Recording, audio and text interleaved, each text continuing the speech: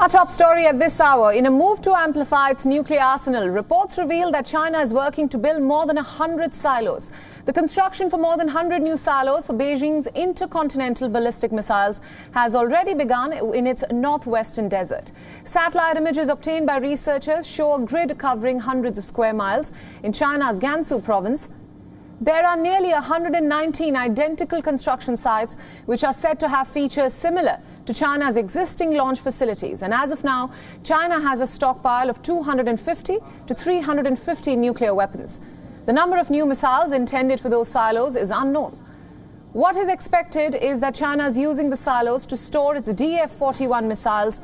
DF-41 ICBMs have an operational range of 12,000 to 15,000 kilometers.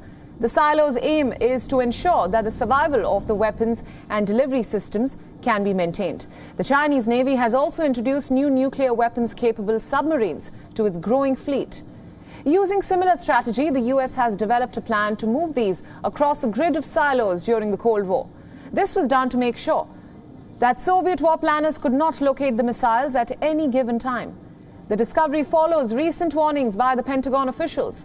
In April, the commander of the U.S. Strategic Command, Admiral Charles Richard, called the buildup of Chinese nuclear capability a breathtaking expansion.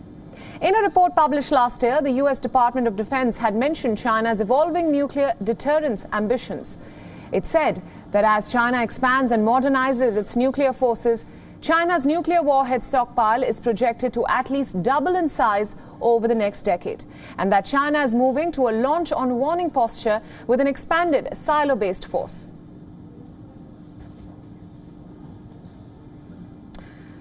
For a better understanding of this news development, we are now being joined by international affairs expert Greg Swenson, who is joining us from London. Greg, thanks so much for joining us on WION at this hour. Now, in the midst of strained ties with the US, China seems to be building 100 new missile silos. So is China seeking to expand its nuclear capabilities?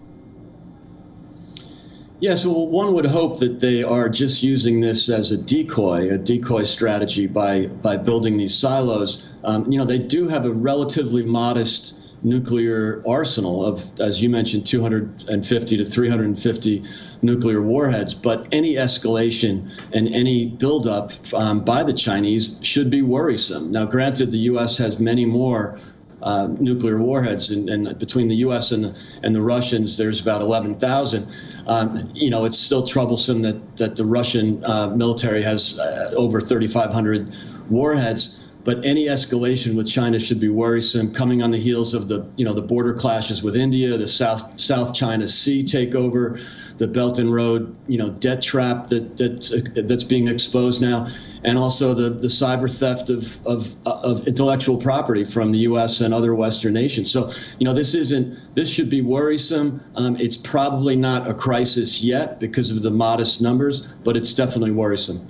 Right, Greg, my final question for you. How will this development impact how the world sees China at a time when the country has alienated the West? It's a great point. Look, the human enslavement in China, the genocide against the Uyghurs, the assault on freedom. All these things are very worrisome to the West. I think in the last administration you saw some exposure of that, and it was brought to the attention of the West. That's why you saw Huawei equipment being rejected by other Western nations, notably the UK.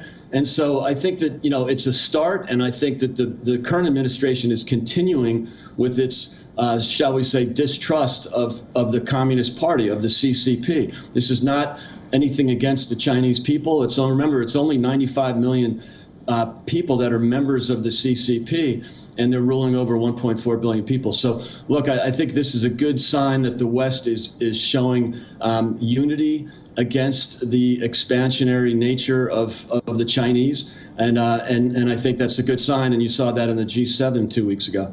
Right, Greg, we'll leave it there. Thank you so much for all your inputs, and thank you for joining us from London at this hour. WION World is now available in your country. Download the app now and get all the news updates on the move.